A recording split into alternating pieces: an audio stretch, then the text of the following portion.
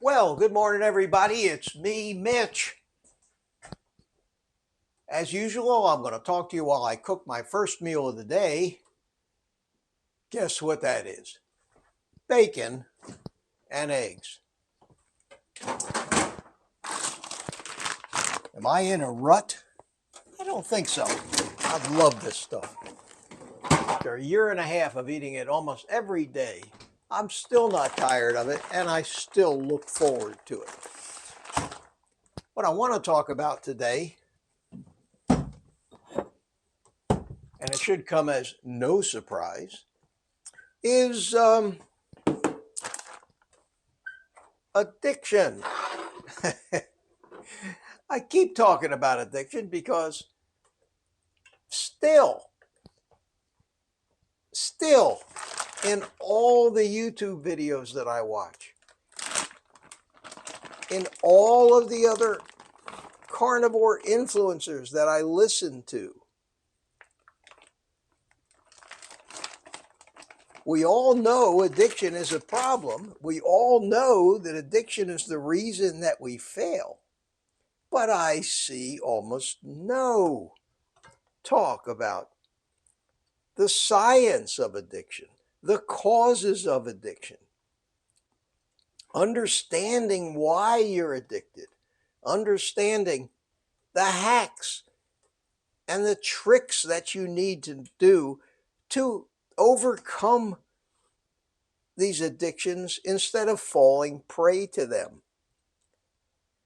Not a lot of it. Not a lot of it.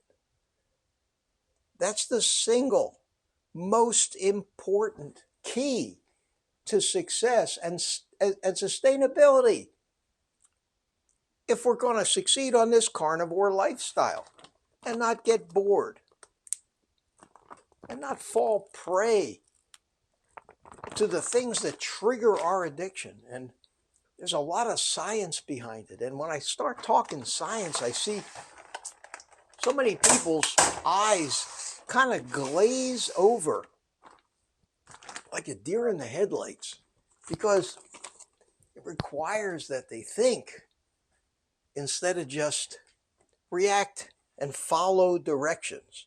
And there's no shortage of those videos. How to do this, how to do that. I've made them.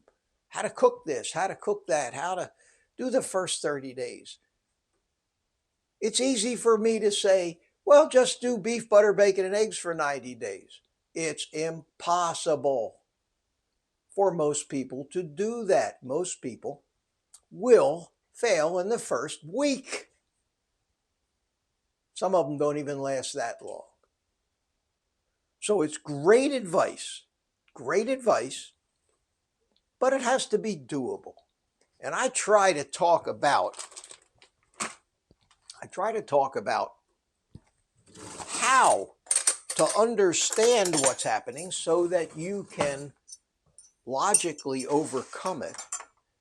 Now, we all know about the problems. We all know that we've been led down this rosy path by the companies that are making profits. We all know that their marketing is designed and their products are designed to capitalize on our addictions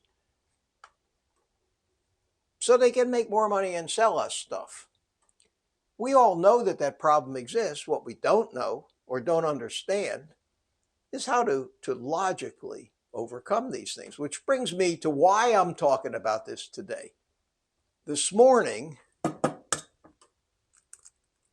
I watched a video on YouTube, and it was a little over an hour long, and that kind of dissuades a lot of people before they even get into it. It's a video by Dr. Nadir Ali, who I think, despite the fact that a lot of people don't know who he is, like the big influencers, Shawn Baker, Ken Berry, Anthony Chaffee, and those guys, Dr. Ali is and I've featured him on one of my must-watch video episodes at one point. He's a cardiologist in Texas. I think we'll have 5 eggs today. And he is just smart as hell. and he's a scientist, and he has insight into these things about addiction. And this video today got a little technical because it was recorded at a small session, a small little conference that he was having for some of the fellow doctors that he practices with. And the video had less than 500 views on it. And the importance of what he said, and I'm going to link this video below if you'd care to watch it, and I would encourage you to do so, but I want to try to summarize what it was about, hopefully make it easier for you to understand, because I think it's going to be helpful, especially when it comes to controlling the cravings and keeping them from sabotaging your efforts. And I know that you want to do this. That's why you're here. That's why you're watching me wander around dressed up like an Eskimo here in Florida because it's freezing. And you want to do this, or else why would you be tuned in and spending your time watching some old fart cook breakfast?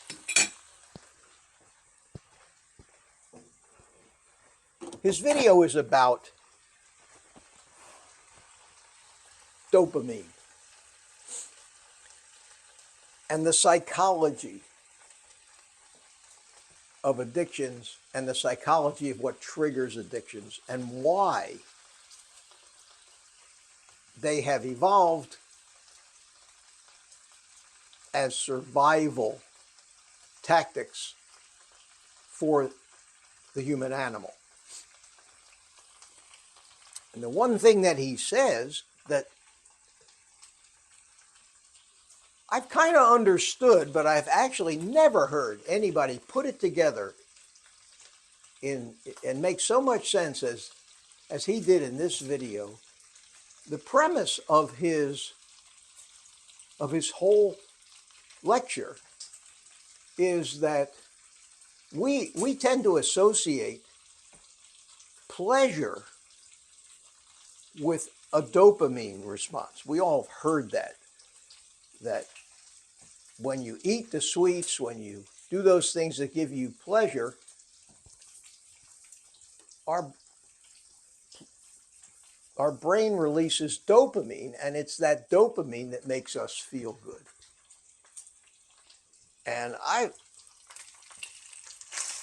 always suspected, but I've never really seen it validated like I have in this video, that's not the way it works. That the dopamine is not what gives us pleasure. The dopamine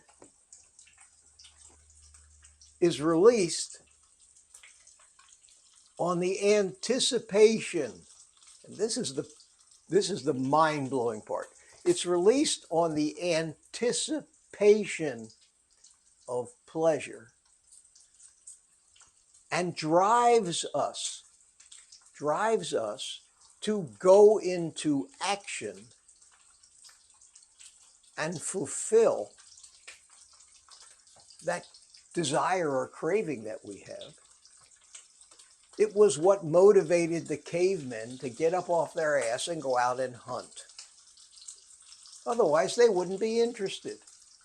It's what motivated animals, or what motivates animals to go out and seek a mate. It's not the sex itself that stimulates the dopamine. The dopamine stimulates the animal into action to seek out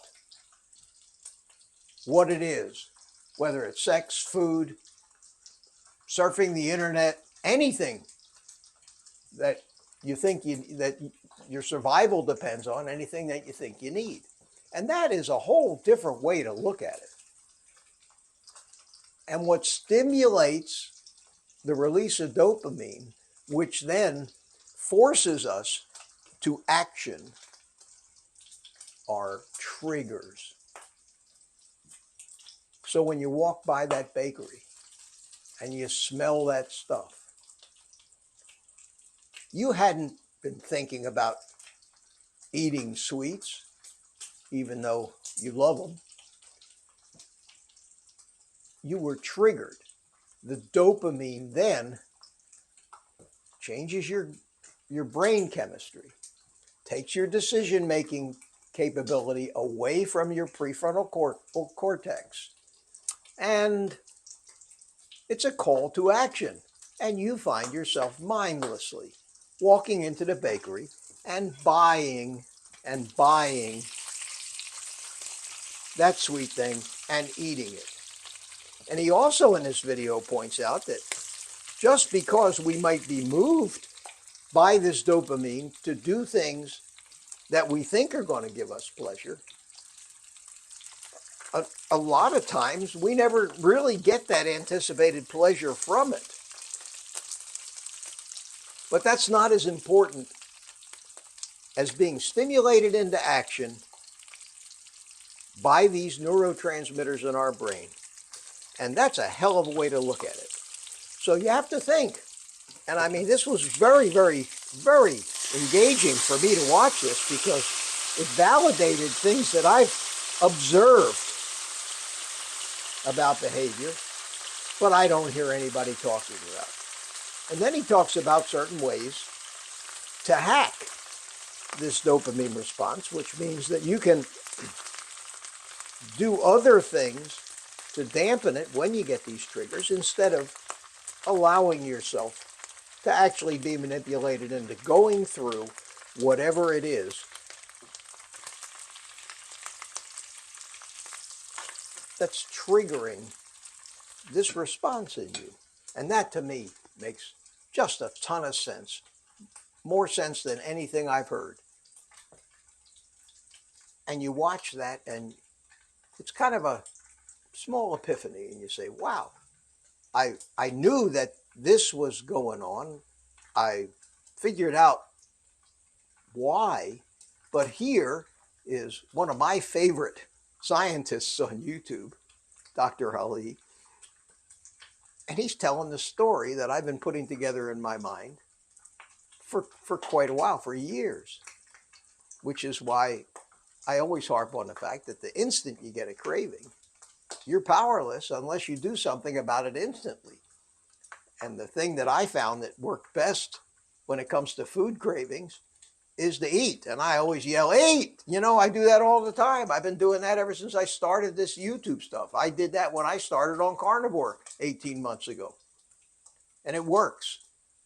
And Dr. Ali kind of reinforced my theories on how it works. And it's great. And 500 people have seen this video. Excuse me while I beat my eggs.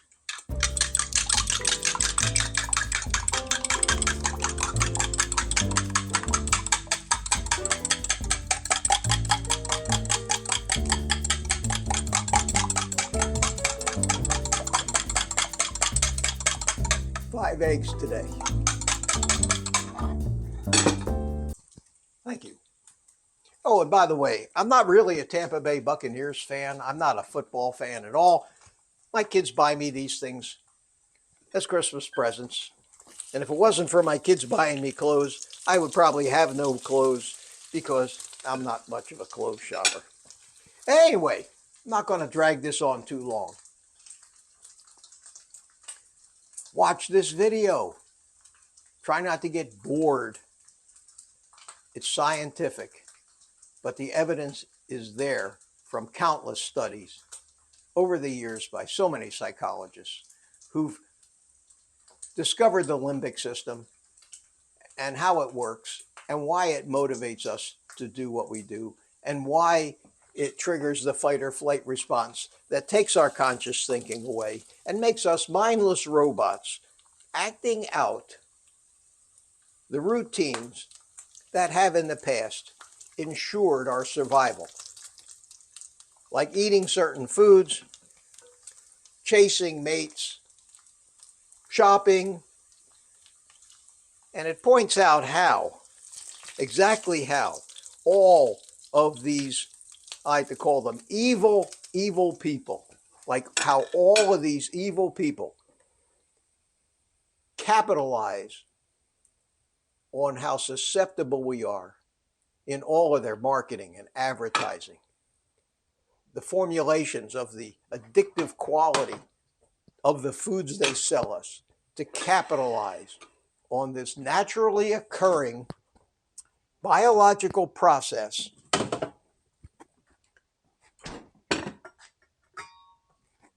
that makes us fall prey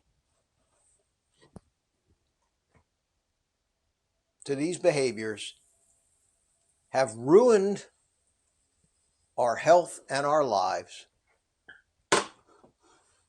and they're only getting more and more sophisticated in the techniques that they use to fool us into actions that ensure that we buy their poisonous products. It's important to understand, or you'll never overcome it. And overcoming it, I'm sure, is what you want to do, like I said, or else why would you put up with watching some old guy cook his bacon and eggs for the umpteenth time? So I'm going to finish cooking my breakfast here. I'm going to eat it. I'm going to link this video down in the description. It's very interesting. I think you'll get a lot out of it. And of course, tell you to take the rest of the day off and eat meat.